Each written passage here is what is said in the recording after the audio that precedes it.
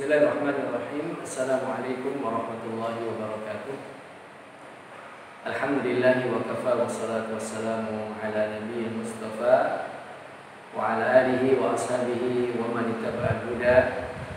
Wa asyhadu an la ilaha illallah wahdahu la syarika lah wa asyhadu anna Muhammadan abduhu wa rasuluhu la nabiyya ba'dah. Allahumma shalli wa sallim wa barik ala abdika wa nabiyyika Muhammadin sallallahu alaihi wasallam wa ala alihi wa ashabihi wa man tabi'ahum bi ihsanin ila yaumiddin, amma ba'd. Para mahasiswa yang dirahmati Allah Subhanahu wa taala, masih berkaitan dengan iman kepada kitab-kitab Allah Subhanahu wa taala, dan kita mengimani secara terperinci ya kitab suci Allah Subhanahu wa taala yang tidak lain adalah kitab suci kita, Al-Qur'an ya. Secara keimanan berkaitan dengan Al-Qur'an, maka kita harus mengimaninya secara terperinci, tidak secara global. Berbeda dengan iman kita kepada Taurat, Injil, Zabur secara global. Tapi pada Al-Qur'an kita harus mengimaninya secara terperinci. Tentu diawali bahwa kita mengimani bahwa Allah Subhanahu wa taala berfirman, berbicara sesuai dengan kehendaknya, sesuai dengan kemuliaannya. Allah Subhanahu wa taala berfirman, kemudian disampaikan, didengar oleh malaikat Jibril alaihissalam, lalu kemudian oleh malaikat Jibril disampaikan pada baginda Nabi kita Muhammad sallallahu alaihi wasallam. Lalu kemudian baginda Nabi kita Muhammad SAW menghafal semua firman Allah Subhanahu wa taala yang di dalam hatinya. Ya, tidak hanya di dalam kepala ya, tetapi betul-betul menjiwai dan tidak pernah lupa ya dengan firman-firman Allah Subhanahu wa taala. Kemudian Rasulullah SAW menyampaikan, membacakannya kepada para sahabat radhiyallahu taala anhum. Kemudian para sahabat ya, di antara mereka diperintahkan oleh Rasulullah SAW untuk memulai menulis ya Al-Quran itu. Pada mulanya adalah di pelepah-pelepah kurma, di kulit-kulit yang dikeringkan, di bebatuan ya. Dan sahabat-sahabat yang dipilih oleh Rasulullah untuk menulis adalah sahabat-sahabat yang memiliki keistimewaan. Mereka sahabat yang sekali mendengar Al-Quran mereka langsung hafal.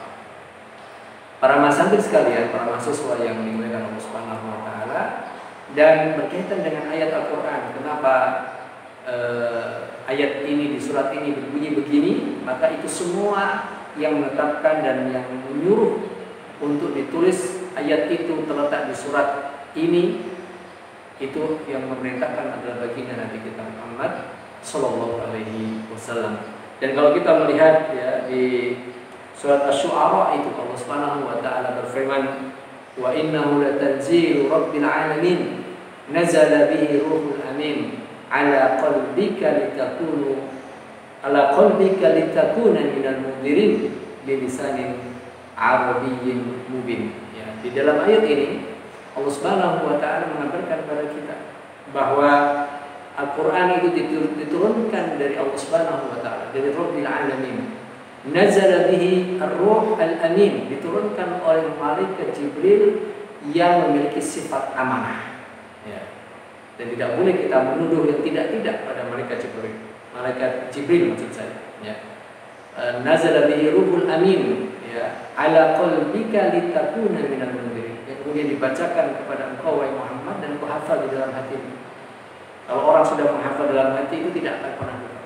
Tapi kalau masih di otak sangat mungkin akan berubah ya.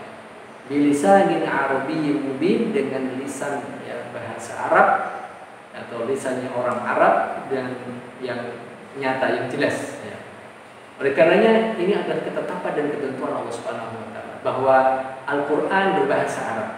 Oleh karenanya tidak berlebihan kalau kemudian kita mengatakan bahwa bahasa kita sebagai seorang muslimah adalah bahasa Arab ya, bukan bahasa yang lain. Ketika kita menjadi seorang mukmin, kita seorang mukminah, ya kita harus bangga dengan bahasa Arab. Kenapa? Karena bahasa Arab adalah bahasa kitab suci kita Al-Quran, yang mana kitab suci kita Al-Quran adalah firman Allah Subhanahu wa Ta'ala. Para santri sekalian yang dirahmati Allah Subhanahu wa Ta'ala, mengimani pada Al-Quran juga kita mengimani bahwa Al-Quran ini adalah manhajan lil ummah. Al-Quran adalah sebagai jalan hidup bagi umat ini.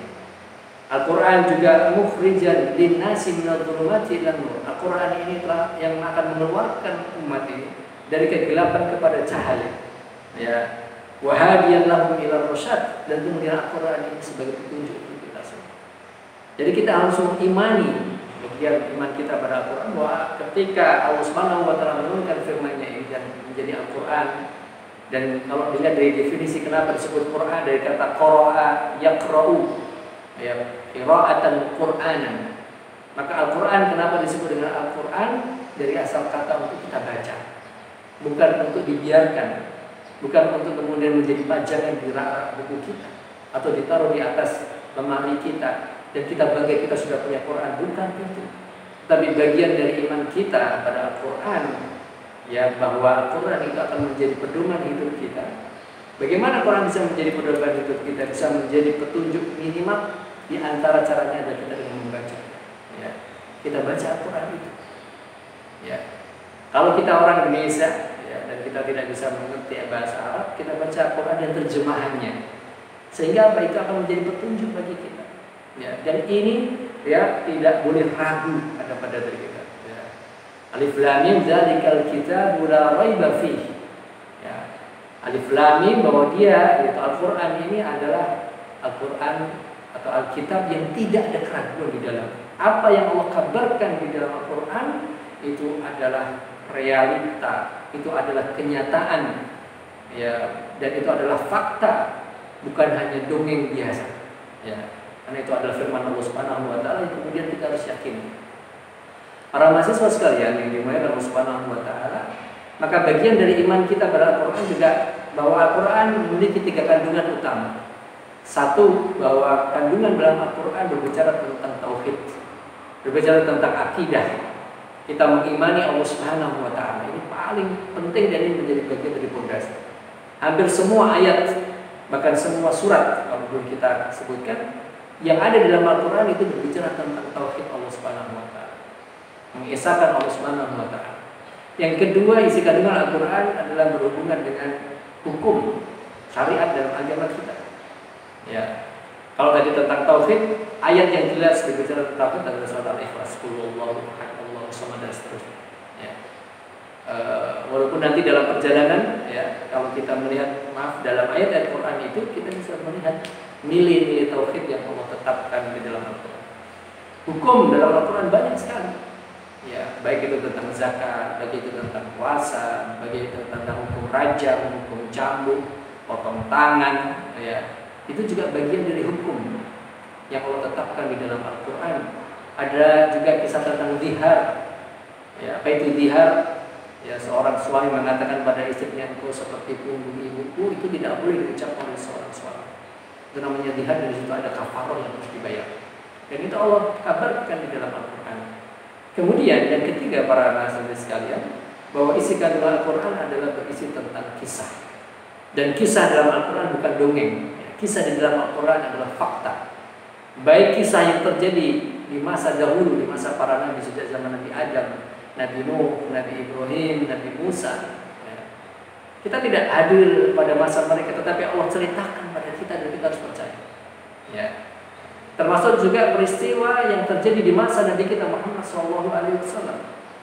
Ya. Bagaimana ada perang Badar, Allah sebutkan di surat Al-Anfal. Bagaimana ada perang Al-Ahzab, kemudian ada surat juga Al-Ahzab. Ya. Bagaimana Allah Subhanahu wa Ta'ala ceritakan sikap orang-orang munafik. Kemudian ada surat namanya surat Al-Munafiqun maksud saya. Ya. Itu semua berkaitan dengan kisah. Bahkan tidak hanya itu, kita juga mengimani kabar atau berita yang akan terjadi di akhir zaman yang Allah Subhanahu wa Ta'ala kabarkan mereka. Misalnya kejadian kiamat. Ya. Kiamat pasti akan terjadi. Kok bisa mengatakan pasti akan terjadi? Iya, kenapa? Karena Allah Subhanahu wa Ta'ala sudah mengabarkan dalam Al-Quran. Fa idza ja'atis shakhah, dan ketika datang as-shakhah yaitu al-qiyamah. Ya. Fa idza ja'at qamatul kubra. Ini salah satu di antara ayatnya. Ya, dan ketika datang kiamat yang besar, berarti kiamat akan terjadi dan Allah ceritakan. Kita harus mengimani itu para santri sekalian. Jadi lengkap kitab suci kita. Maka sayang dan beribu-ribu sayang kalau kita sebagai seorang muslim muslimah kita mengakui dan mengimani Al-Quran sebagai kitab suci kita tapi tidak pernah membaca. Ya, rugi, sayang. Ya, harus diagendakan untuk kita membaca Al-Quran. Kalau Anda dan kita memang sebagai seorang muslim dan muslim, apa Anda tidak malu kepada Allah? Apa kita tidak malu kepada Allah? Mengaku menjadi seorang muslim muslimah tapi tidak pernah membaca Al-Quran. Aduh, aku nggak bisa baca Quran. Ayo kita belajar membaca Al-Quran. Ya. Jangan pernah malu dan tidak akan pernah berhenti untuk kita belajar biar kita bisa membaca Al-Quran. Karena itu adalah firman Allah. Ya. Bahwa apa yang dikabarkan oleh Allah pasti akan terjadi. Para masantri sekalian yang dirahmati Allah Subhanahu wa taala, bagian dari iman kita pada Al-Quran yang dijelaskan oleh para ulama akidah bahwa hukumnya kafir ya, bagi siapapun yang menolak satu surat di dalam Al-Quran. Hukumnya telah keluar dari Islam bagi siapapun yang menolak satu ayat dari Al-Quran. Siapapun yang menolak satu kata ya, dari Al-Quran ataupun satu huruf dari Al-Quran ya. Dan termasuk ya hukumnya orang bisa keluar dari Islam kalau kemudian dia menambah dalam isi kandungan Al-Quran atau mengurangi yang ada di dalam Al-Quran. Ini bagian iman kita pada Al-Quran. Tidak boleh bermain-main ya. Tidak boleh melecehkan sedikit pun. Bahkan melecehkan Al-Quran itu bisa menyebabkan pelakunya ya keluar dari Islam kecuali kalau kemudian dia bertobat pada Allah Subhanahu wa taala. Maka iman kepada Al-Quran ya para mahasiswa sekalian itu iman kita secara mufassal, iman kita secara terperinci. Ada sikap, ada adab ya, kita kepada Al-Quran ya. Lalu apa bagian dari iman kita kepada Al-Quran? Bahwa kita mengimani ada 114 surat di dalam Al-Quran, ada 30 juz ya. Ada ayat-ayat yang masuk pada ayat-ayat Makkiyah atau surat-surat Makkiyah ya, ada surat-surat Madaniyah ya. Apa itu surat Makkiyah? Surat-surat yang kemudian Allah turunkan ya, sebelum Rasulullah hijrah ke Madinah. Madaniyah adalah surat-surat yang Allah turunkan atau ayat yang Allah turunkan setelah Rasulullah SAW hijrah ke Madinah ya. Ini menjadi bagian dari iman kita. Kemudian perlu kita pahami dan kita yakini, dan ini menjadi bagian iman kita pada Al-Quran, baik para mahasantri dan mahasiswa sekalian, bahwa Al-Quran ini diturunkan tidak sekaligus 30 juz, tidak ya. Seperti Taurat ya. Maksudnya Taurat itu diturunkan langsung satu kitab suci. Tetapi Al-Quran tidak. Al-Quran itu diturunkan secara beransur-ansur. Makanya kita tahu dalam Al-Quran itu ada istilah asbabun nuzul. Ini ayat ini apa yang melatar belakangi kejadiannya, ya kan? Misalnya surat Abasa wa tawalla an ja'ahul a'ma. Dia berpaling dan bermuka masam ketika datang orang yang buta. Siapa dia? Ternyata ini adalah terbelakang. Jadi surat Abasa ini turun ada asbabun nuzulnya. Siapa? Abdullah bin Umi Maktum, seorang sahabat yang buta. Dia ingin mendapatkan petunjuk dari Rasulullah SAW, petunjuk kebenaran Islam, tapi Rasulullah berpaling. Kenapa? Karena saat itu Rasulullah sedang sibuk melayani pembesar-pembesar Quraisy, berharap agar pembesar-pembesar Quraisy itu masuk Islam. Tetapi apa? Sikap Rasulullah ketika beliau berpaling dan acuh kepada Abdullah bin Umi Maktum, bahkan bermuka masam, itu ditegur langsung oleh Allah Subhanahu wa taala. Ya, artinya apa? Sikap Rasulullah tidak benar. Sikap beliau kurang tepat. Karena apa? Karena hidayah itu Allah yang memberi. Artinya sikap yang terbaik kalau ada orang datang untuk mendapatkan hidayah Islam, maka dilayani dia. Jangan sibuk kepada orang atau pembesar-pembesar yang diajak-ajak dan tidak mau, bahkan menolak. Para mahasiswa sekalian yang dirahmati Allah Subhanahu wa taala, maka Al-Quran ini Allah Subhanahu wa taala turunkan selama 23 tahun. Baik saat Rasulullah di Mekah ataupun saat Rasulullah SAW di Madinah ya. secara berangsur-angsur. Lalu kemudian kita sebutkan tadi Rasulullah SAW membacakannya kepada para sahabatnya. Kemudian para sahabat itu disuruh kemudian menuliskan ya pada lembaran-lembaran yang ada pada waktu itu pelepah-pelepah kurma. Lalu kemudian kita tahu ada kodifikasi Al-Quran di masa Abu Bakar As-Siddiq radhiyallahu taala an, lalu kemudian di masa Utsman bin Affan, kemudian dengan istilah Rasmul Utsmani, dan Al-Quran yang sampai kepada kita adalah dengan Rasm Al-Utsmani. Dan itu benar, artinya tidak ada sedikit pun tambahan, tidak ada sedikit pun pengurangan. Kenapa? Karena sampai hari ini otentikan Al-Quran dijaga oleh Allah Subhanahu wa taala sebagaimana firman-Nya, inna nahnu nazzalna dzikra wa inna lahu lahafidun. Sesungguhnya kami, kata Allah, yang telah menurunkan az-dzikra yaitu Al-Quran, dan kami, kata Allah, yang kemudian akan menjaganya sampai hari kiamat nanti.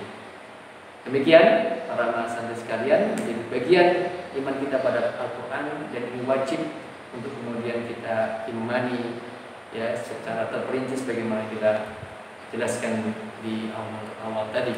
Mudah-mudahan bermanfaat. Lebih kurangnya saya mohon maaf. Subhanakallahumma wa bihamdika asyhadu an la ilaha illa anta astaghfiruka wa atubu ilaik. Wassalamualaikum warahmatullahi wabarakatuh.